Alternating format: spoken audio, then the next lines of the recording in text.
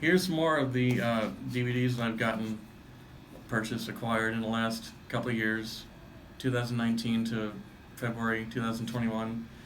This is Fishing with John, something I'd never heard of until I heard about it on a podcast called Cancelled Too Soon. This is one of the shows that they covered. It's only 6 episodes, but it sounded intriguing. It's a Criterion disc. Uh, it's 6 episodes of this gentleman named John Lurie who goes fishing with celebrities such as Jim Jarmusch, Willem Dafoe, uh, Matt Dillon, Tom Waits, and Dennis Hopper. Uh, I haven't watched one yet, and they all have commentaries, so that's pretty good. But the show just sounded intriguing, so I purchased that on Amazon. Here is Silent Madness, a horror movie from 1984. It's in 3D. I don't know if it was originally released in 3D. I think it probably was because it has a lot of the, here comes a spear, It's okay. It has a commentary. It has 2 commentaries. I've listened to one. But it's a it's an okay horror movie again. It's in 3D. So I recommend that you watch Silent Madness. This is the movie I'm talking about. Make sure you watch Silent Madness. This one here. Okay. This is Fade to Black, which is a horror movie from 1980 with Dennis Christopher, the guy from Breaking Away, the star of Breaking Away. It's about I've never seen this, but it's a Blu-ray, and it has it has a couple of commentaries. Yeah, I think it's about a guy who is obsessed with old 1930s, 40s horror movie villains, and he dresses up like them and maybe kills people. I don't probably so because it's a horror movie. But anyway, I purchased that from Vinegar Syndrome. That company has a lot of good releases. They also released Silent Madness. So this does have how many commentaries? It has 2.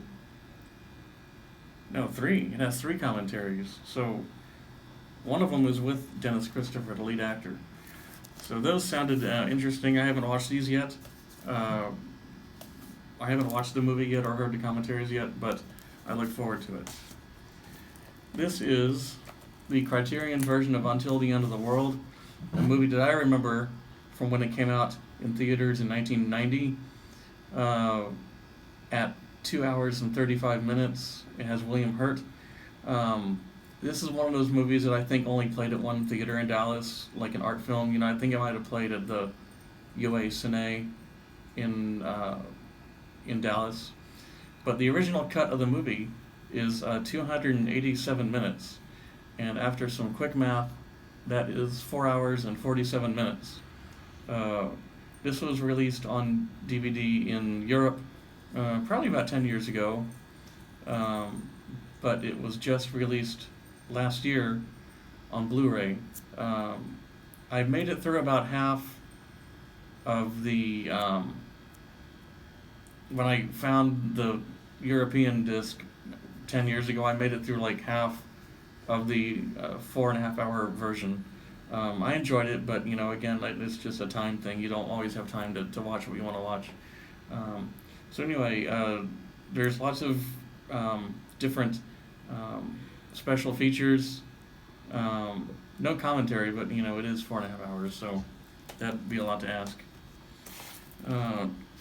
The perfect follow-up to Until the End of the World is described as the ultimate road movie, science fiction. So I know that's a lousy description, but yeah. So what better follow-up to that than Killdozer, which is about a killer bulldozer. It was a made-for-TV movie, 1974. I've never seen it. It seems like something I should have seen, but I purchased the DVD because I thought, well, I don't know about Blu-ray. This is something that I want to watch, and it has a commentary by film historians. But you know, I think it's better if you're interested in the commentary more than the actual movie. I'll usually buy the DVD if it's available, because most of these like Kino Lorber releases are released on DVD and Blu-ray.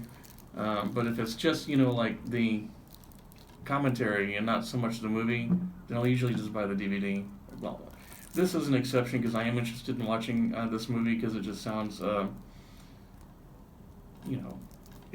killer bulldozer that can't lose, really. Uh, this is Old Boyfriends with Talia Shire from the Godfather and Rocky movies. She plays a woman who goes in search of 3 former boyfriends in order to kind of rediscover herself. One interesting thing about this movie is that it features John Belushi in. It's not necessarily a dramatic role, but it's probably as close to drama as he ever, got. Continental Divide, kind of, but this is even more so. It's an interesting movie. It kind of, some might say it's uneven, but I kind of enjoy the unevenness of it. Again, 2 commentary tracks, one by the director, Joan Tewksbury, who worked a lot with Robert Altman. So there's that. That's good. The Balcony is hard to describe, although again it has an interesting cast featuring Peter Falk and Leonard Nimoy and Shelley Winters.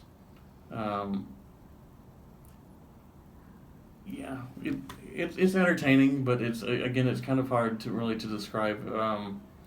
It's been a while since I watched it. I remember seeing this at the Irving Public Library, a VHS copy of it about 25 years ago, and I borrowed it from the library then. And I just remembered that Peter Falk and Leonard Nimoy's character get into a fight in the movie. So I thought, well, I got to see that again. So there's The Balcony. And here is Skate Town, USA. Roz sat through this with me. This is a classic. First time ever on home video for Skate Town, USA. 1979 roller disco movie. Really cheesy, but really entertaining. There's no extra features on this, but the video quality is really good. So that'll be the end of part 2